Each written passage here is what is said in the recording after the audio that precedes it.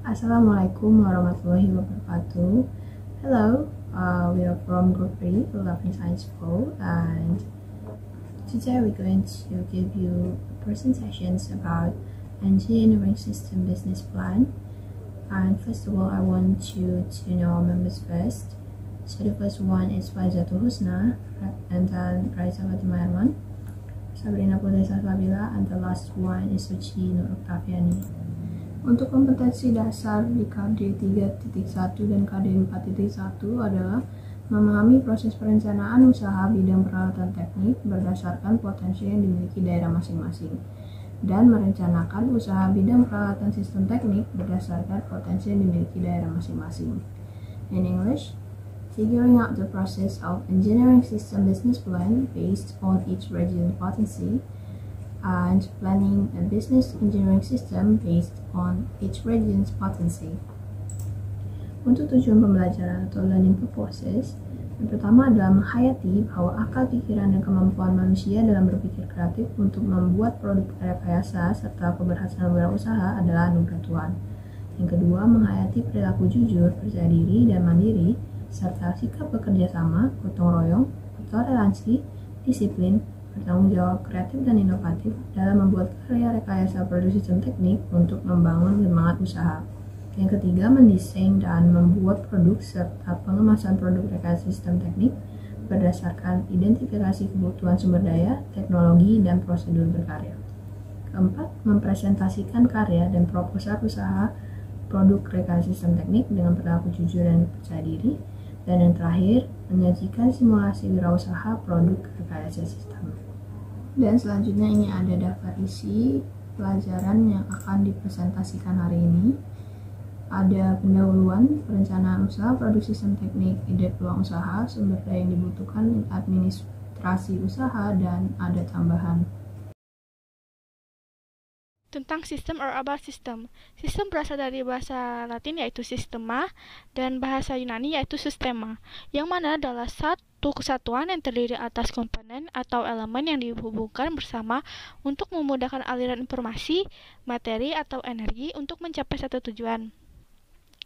System from Latin or systema and Greek is systema, which is a unit consisting of components or elements that linked together to is the flow of information, material, or energy to achieve a goal. Saling berinteraksi, sharing, sinergi, dan kolaborasi untuk suatu tujuan tertentu dengan proses mekanisme metabolisme loop, feedback, input proses output dengan target produk dan waktu pencapaian tertentu.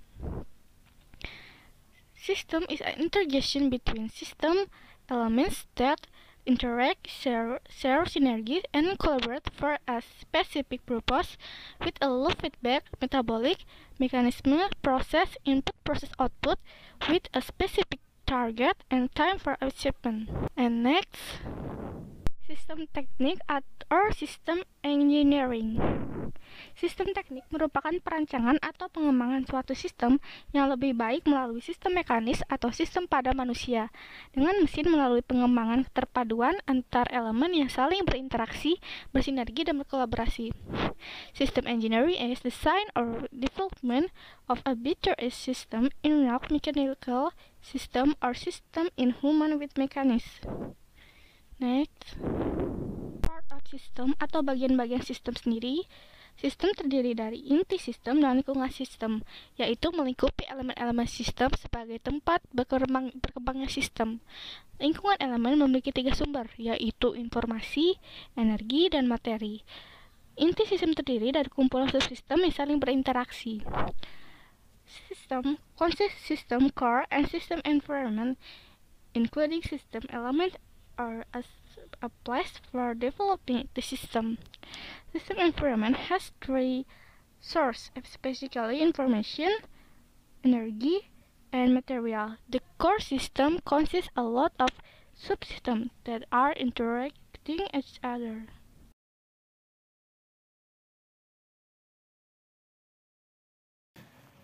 Di dalam elemen sistem juga terdapat batas atau boundary.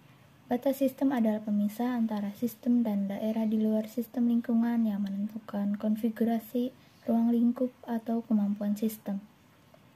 Boundary system is the separator between the system and the environment that define the configuration, scope, or capabilities of the system.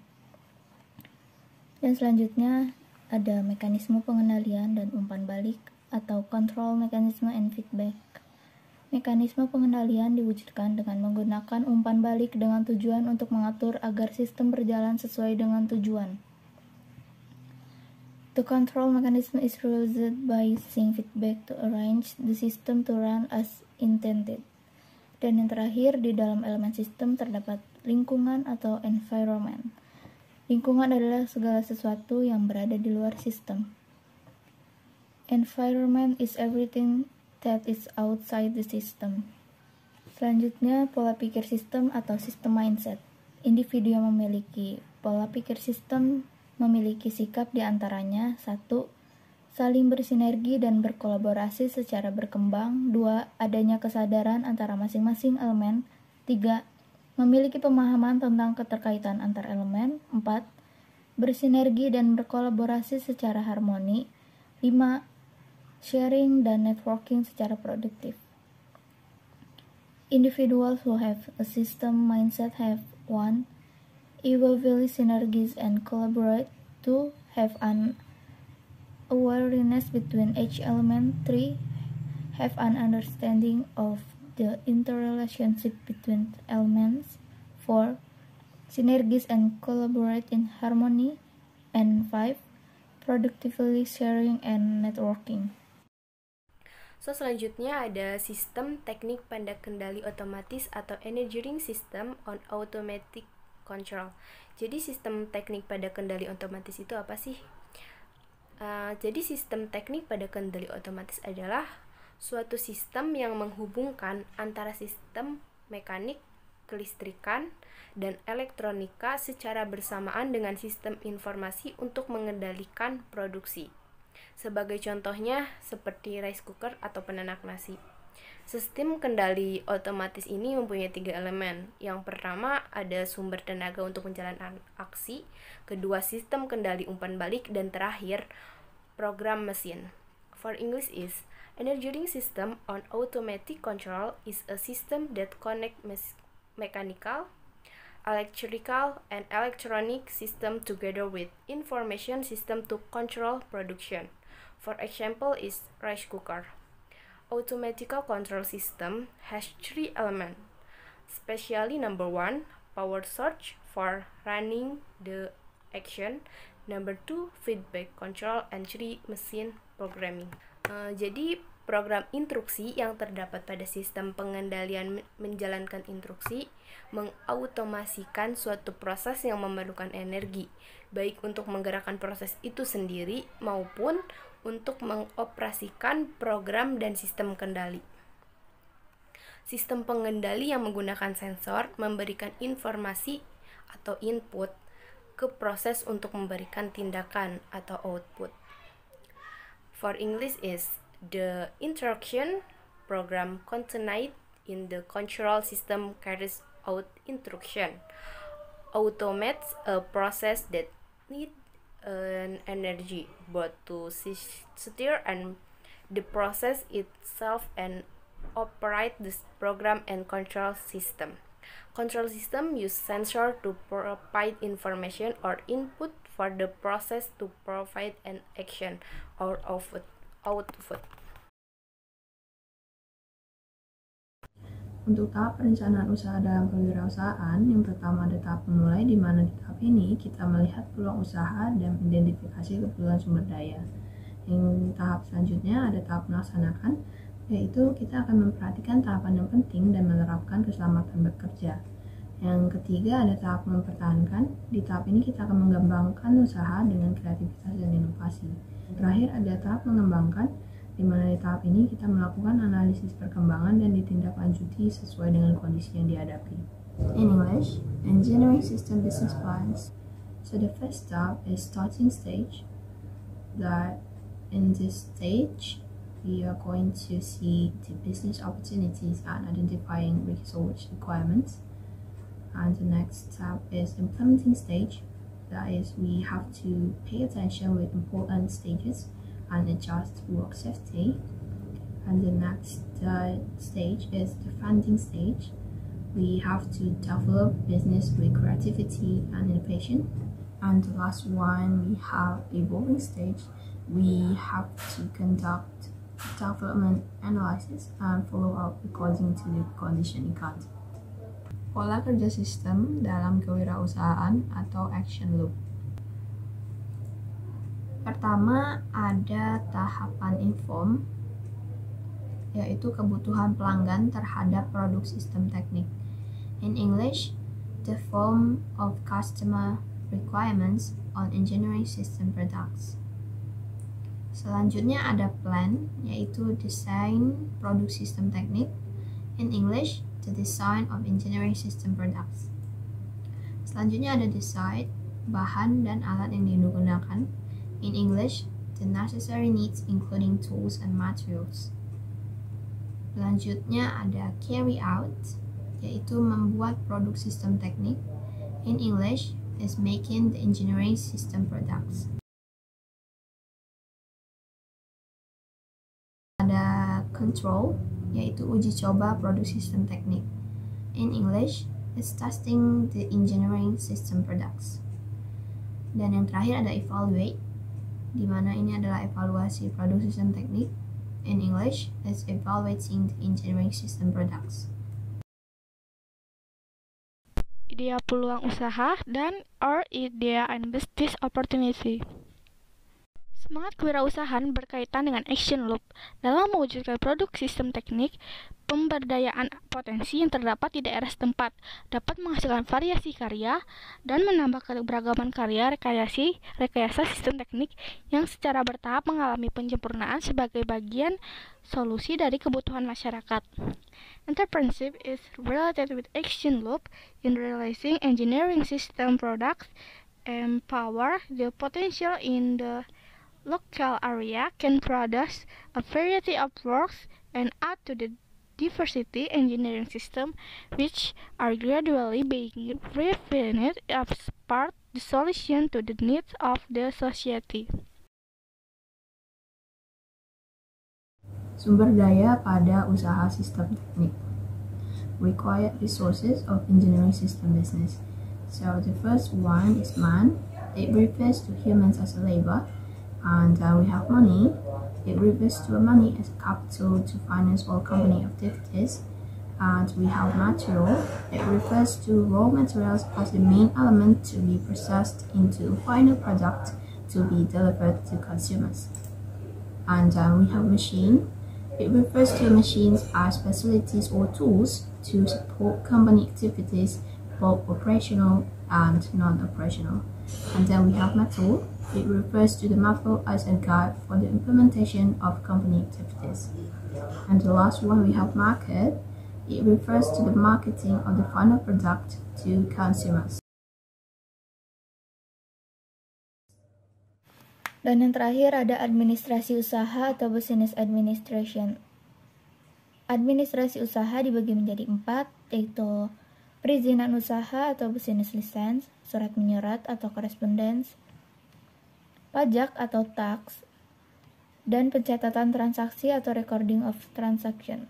Pajak dibagi menjadi 2. Yang pertama ada pajak pribadi atau personal tax, dan yang kedua ada pajak usaha atau business tax. Pencatatan transaksi dibagi menjadi 2, yaitu keuangan atau finansial dan barang dan jasa atau staff or service.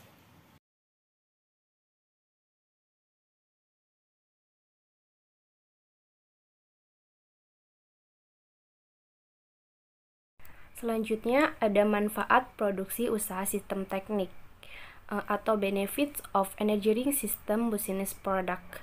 Ada beberapa manfaat untuk produk usaha sistem teknik ini.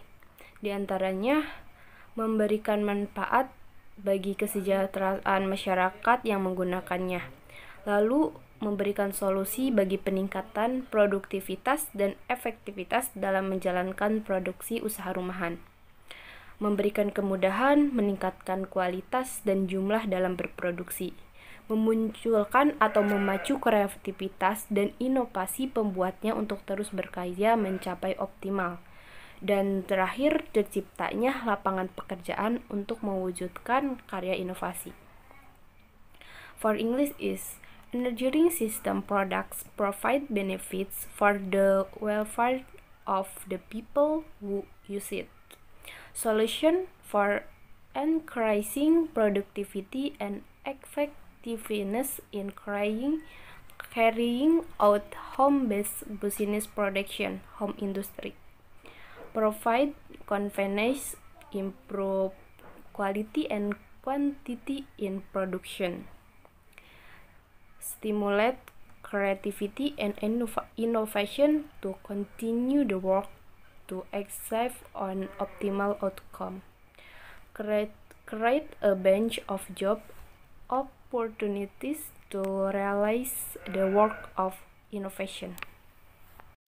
And next we're going to watch a YouTube video, so let's check it out. Kenapa sih sektor pertanian itu salah satunya penguat ya untuk bangsa ini? Karena yakin Bapak sendiri kalau misal tanpa petani ya negara sebesar apapun, sekuat apapun, tanpa didukung dengan sektor pertanian itu pasti lemah.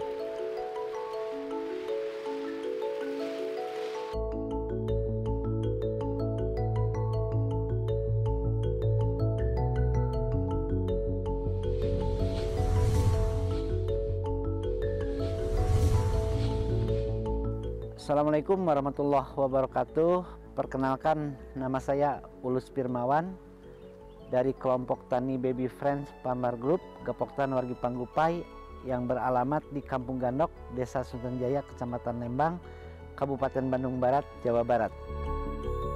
Saya sebagai petani sayuran hortikultura, di sini ada brokoli, ada tomat, ada bunga kol, ada selada, ada lettuce head, dan yang lainnya. Dulu ya kita itu kan dari SD ya udah mulai belajar bertani dengan orang tua. Nah awalnya sih kita lulus SD itu maunya ke SMP ya, tapi karena kemampuan orang tua mungkin saat itu nggak sanggup, jadi kita malah ke kursus menjahit. Setelah lulus menjahit ya, mendingan bertani aja. Dari situ kita tuh bertani lagi dan jual beli lah. Jadi barang-barang yang orang tua panen kita jualin gitu ya. Sampai-sampai di 93 kita itu udah masuk ke pasar induk Kramat Jati. Nah dari situ karena ya komoditasnya buncis ya dulu itu, buncisnya juga sampai-sampai nomor 1 lah di Kramat Jati itu. Kita itu berangkat jam 6 sore, datang jam 12 malam karena nggak ada tol kan waktu itu ya, masih jalan Subang, tapi konsumen udah nunggu di sana karena kualitas. Nah dari situlah kita percaya gimana sih caranya kita supaya punya produk-produk berkualitas, karena kalau kita produknya berkualitas siapapun itu pasti nunggu.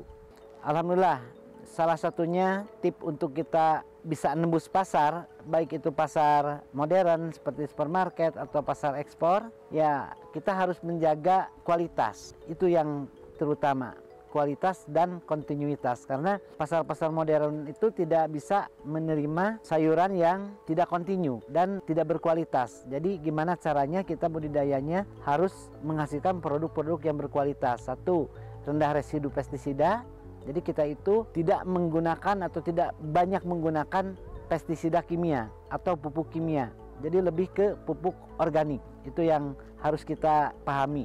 Kenapa? Karena di situ ya persaingan juga sangat ketat, apalagi untuk menembus pasar ekspor. Contoh kalau kita kirim ke Singapura aja, setiap hari itu pasti ada pengecekan residu. Jadi kalau misalnya melebihi ambang batas yang ditentukan oleh orang Singapura, itu langsung di backlist, di pita merah, dan itu tidak bisa dipasarkan. Nah makanya kita harus bikin SOP-nya seperti apa, ya harus mengacu ke SOP. Nah alhamdulillah kita juga di 2014 itu udah tembus ke pasar ekspor untuk Singapura, dan dapat penghargaan juga dari Kementerian Pertanian komoditas yang berdaya saing. Itu baby buncis ya, yang waktu di 2014, 2015 sampai 2016. Nah, di 2017 kita dapat penghargaan dari FAO ya, pangan. Kenapa sih kita dapat penghargaan dari FAO? Karena kita budidayanya yang ramah lingkungan. Salah satunya itu, jadi kita itu sangat peduli terhadap lingkungan dan tanah yang kita garap itu, karena mikirnya gini, kalau kita misalnya pakai kimia terus, anak cucu kita mungkin kedepannya tidak akan bisa bertani lagi. Kenapa? Karena semuanya juga paham dan tahu kalau kebanyakan pakai kimia, otomatis tanah itu nggak subur lagi, malah jadi tandus. Nah, kita memberdayakan khususnya petani-petani di anggota Gapoktan dan sekitarnya yang datang ke kebun, kita edukasi dengan pemakaian pupuk organik. Kenapa? Karena kalau pupuk organik itu semakin lama tanah pasti semakin subur, dan insya Allah anak cucu kita juga bisa menikmati lahan kita itu nanti untuk kedepannya makin subur, seperti itu.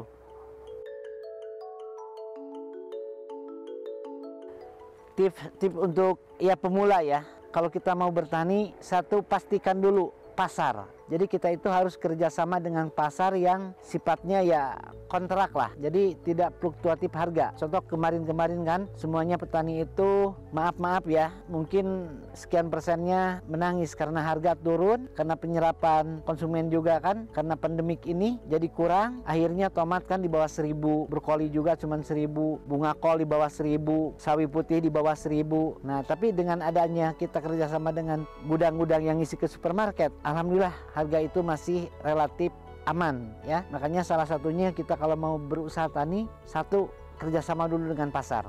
Kedua, untuk keberhasilan di sektor pertanian itu cuma ada 4 sebetulnya ya. Satu, dari pengolahan lahan yang baik dan benar. Gimana sih pengolahan lahan yang baik dan benar itu? Penyangkulannya itu harus benar gembur gitu ya. Karena akar itu, tanah itu jangan tandus lah, harus gembur. Nah, kedua, pupuk kompos. Pupuk kompos itu harus yang benar-benar yang udah matang. Nah, terus yang ketiga itu benih sesuai dengan permintaan pasar. Jadi kalau misalnya pasar supermarket mintanya tomat yang lonjong, ya kita tanam yang lonjong, jangan yang bulat. Seperti itu. Atau misal ada brokoli kan, brokoli jenis bejo, ya kita tanam yang bejo gitu. Jadi sesuai dengan permintaan pasar. Dan yang keempatnya yaitu kita pasar yang jelas, pasar yang udah bisa kontrak.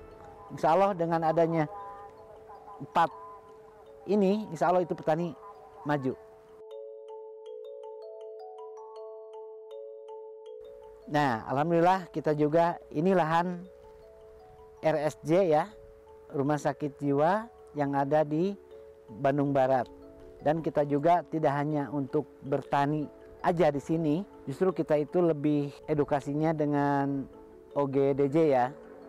Mereka yang udah sembuh kita tarik untuk diberikan bimbingan atau pelatihan di kebun.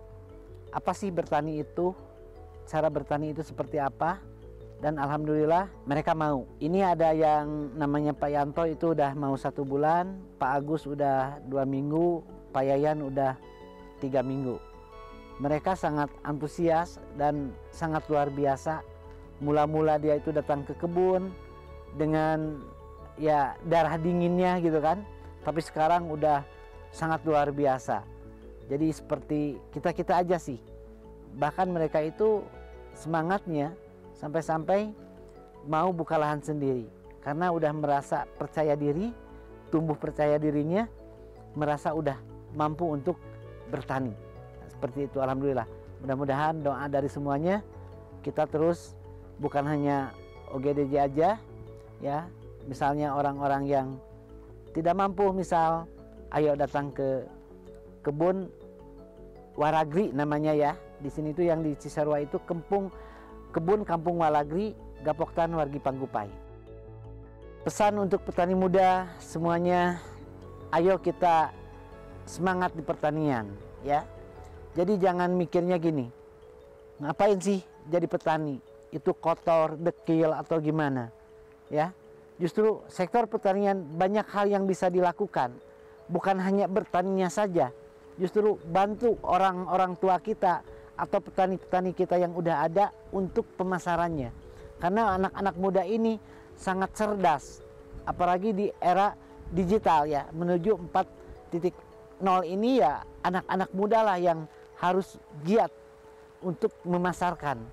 Karena persaingan di digital itu nggak mungkin kan, contoh Bapak lah, mungkin ya kurang ya itu untuk di digitalnya ini. Ayo anak-anak muda, ayo bikin startup baru. Dan untuk ekspor juga kan sekarang ini banyaknya ya via website ya itu, atau online. Nah itu coba kembangkan itu, jangan malu, karena ya sektor pertanian sektor yang nggak akan pernah mati selama manusia di muka bumi ini hidup. Insya Allah sektor pertanian juga itu terus berjalan. Terima kasih sudah menonton video ini. Salam buat semuanya, salam buat petani. Insya Allah petani sejahtera, pertanian Indonesia lebih maju.